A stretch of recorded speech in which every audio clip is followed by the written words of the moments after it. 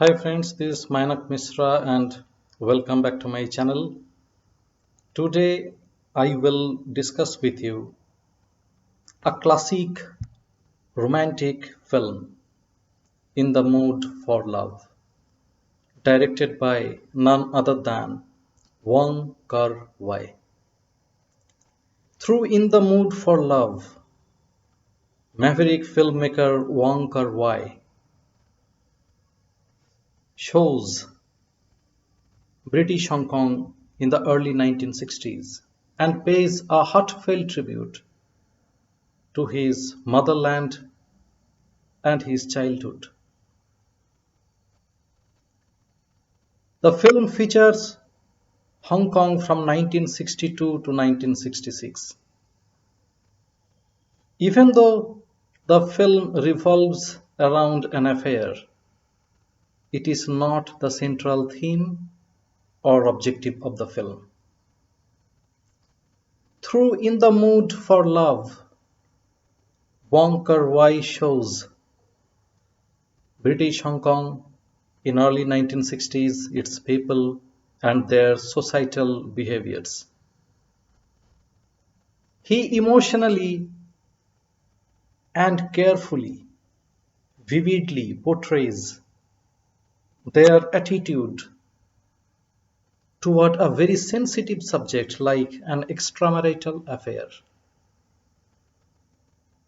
The moot point of the film is how they would keep and deal with their secrets. Magnificent cinematography with vibrant colors and lighting creates magic on the screen.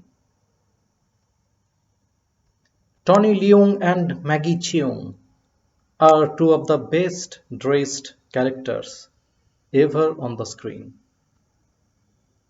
Amidst heartbreak,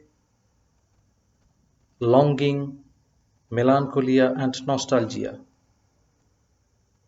In the Mood for Love depicts unrequited love. Now let's discuss the story. The film starts in a big building with multiple cramped flats in British Hong Kong in 1962. However, the jubilant mahjong playing residents of the building always keep the building bustling with joy, laughter, happiness, and enthusiasm. A young lady and gentleman who are elite, good looking, incredibly well dressed, rent to adjacent flats in the same building on the same day. In spite of the bustling atmosphere of the building, the duo remains lonely as their spouses often work overtime. They notice that, and the lady is Sulijen or Mrs. Chen, who works as an executive secretary in a shipping company. And the gentleman, Mr. Chow, is a journalist. They notice that Mrs. Chan or Suli Chen is holding the same bag that Mr. Chow's wife has. And Mr. Chow is wearing the same tie that Suli Chen's husband, Mr. Chen, wears. And their spouses often tend to follow the same work schedule. Slowly they realize that their spouses are having an affair. While writing a martial arts serial, they come closer and develop feelings for each other. Incessant intervention and curiosity from their neighbors force Chow to rent a hotel room where they can work uninterruptedly without any disturbances. Then Chow travels to Singapore, but Su Li-jen is not able to accompany him as she reaches the hotel room little late. Later, she travels to Singapore, visits Chow's apartment, and calls him over the phone but doesn't utter a single word. Chow gets to know her visit to his apartment from a lipstick-stained cigarette. 3 years later, Su Li-jen visits the same building, rents Mrs. Swain's apartment as she is about to emigrate to the United States. Then Chow visits the same building as well and comes to know that his landlord has emigrated to the Philippines and a lady is staying in Mrs. Swain's apartment. He leaves the building without realizing that the lady is none other than Su Li-jen, who is staying with her son and with her family. Chow travels to Cambodia during the visit of Charles de Gaulle. He visits Angkor Wat temple, murmurs his secret in a hole in the temple wall, and fills it with mud. This is the story. Through In the Mood for Love, Wong Kar-wai pays a heartfelt tribute to his childhood days in Hong Kong in the early 1960s. When communists took over China in 1949, many Shanghainese families fled mainland China and took shelter in Hong Kong. However, their cultures were very different from the local Cantonese community. They would not often mingle or talk with local residents, local Cantonese speaking residents who are old residents of Hong Kong.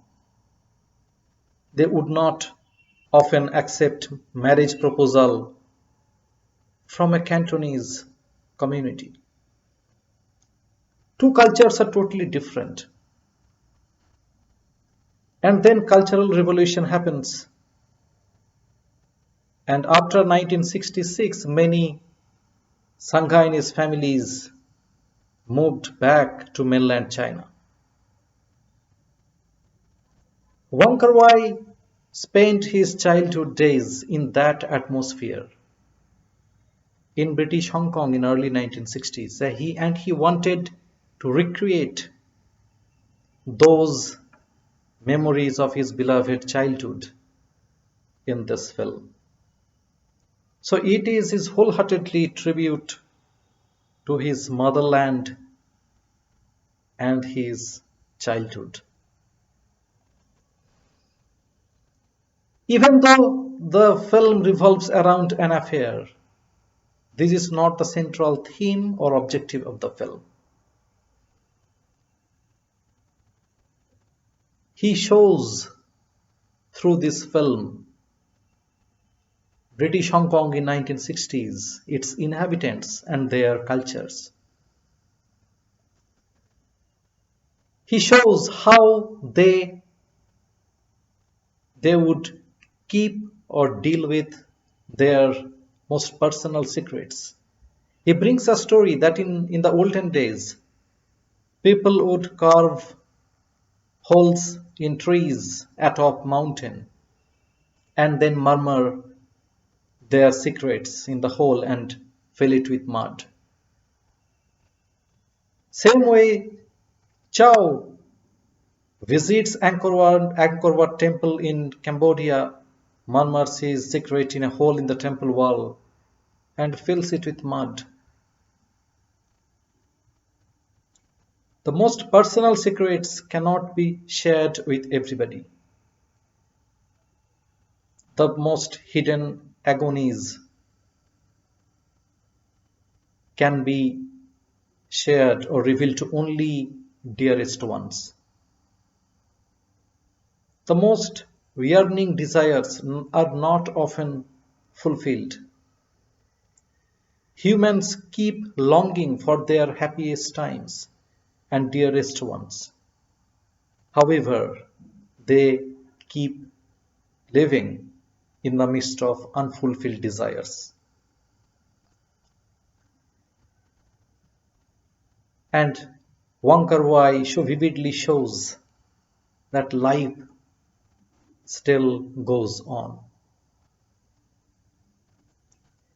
And very often we do not get what we want. Our secrets are kept in the most dearest place without the notice of other people. They are very personal. That's why they are deepest secrets. In this film, Angkor Wat shows morality. Even though humans are lonely, but they do not cross the boundary of morality. Sulijan and Chow are two lonely souls. They come closer and develop feelings for each other while writing the martial art serial. But Sulijan clearly tells Chow that we will not be like our spouses. We will not cross boundary. We will not cross the limit so that negativity can't affect our families. Amidst loneliness, separation, isolation, they do not forget to be faithful toward their families.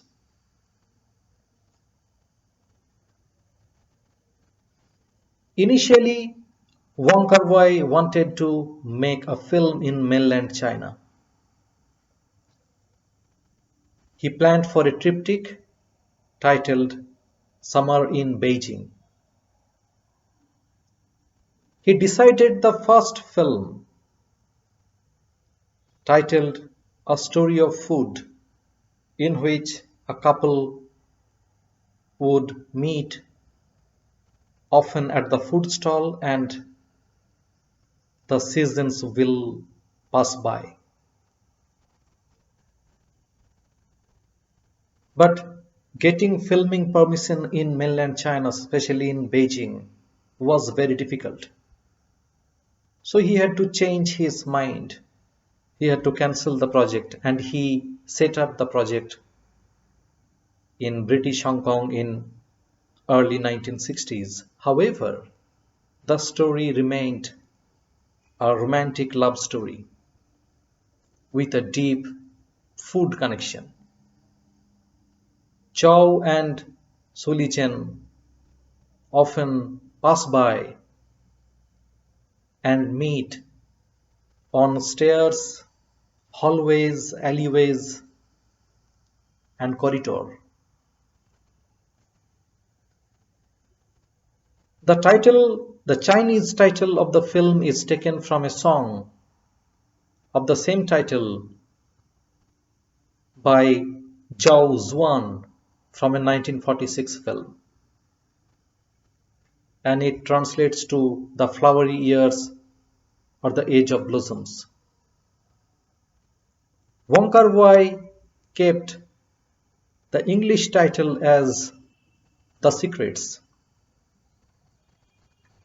However, the director of Cannes Film Festival advised him to change the title. Secrets was not an apt title for this film. He changed the title from Secrets to In the Mood for Love after listening to the song I Am in the Mood for Love from the album Slave to Love, the very best ballads by Brian Ferry of Roxy Music.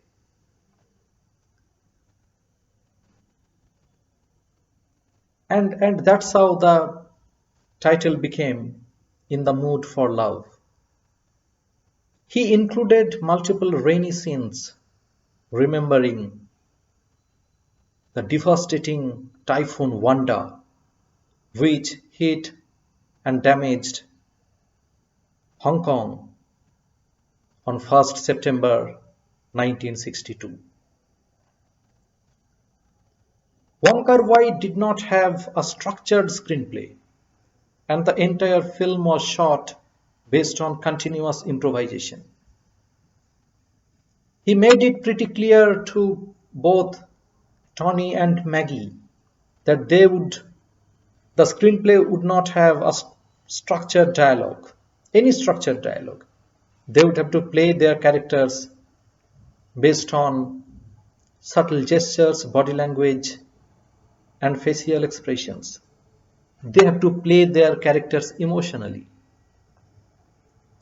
And both Tony Leung and Maggie Cheung performed their parts incredibly well.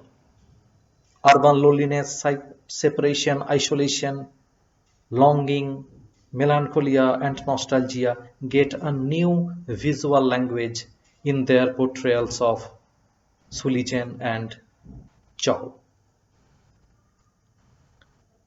Maggie exactly looks like an elite, esteemed, stylish Shanghainese lady in her full bloom youth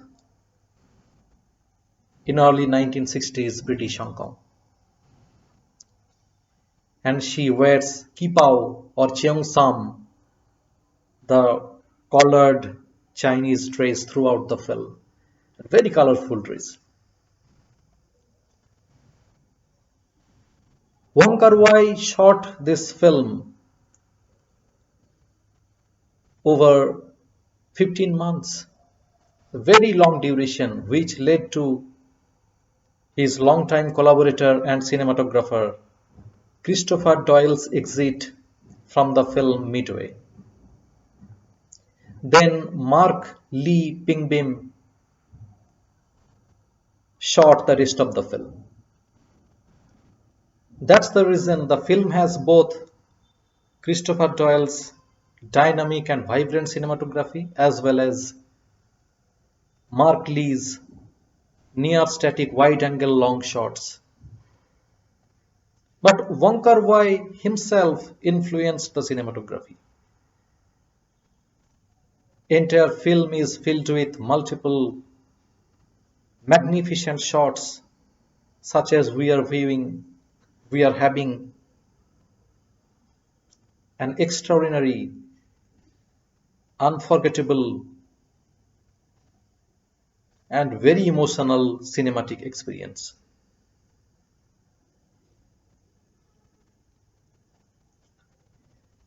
Each frame of the film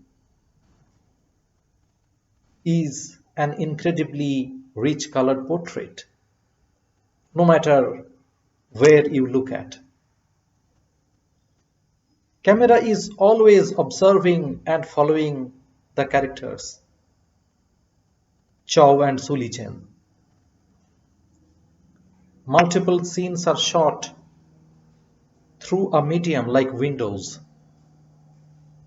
which makes the film look like a private space of Sulichen and Chow, as if viewers are unethically eavesdropping.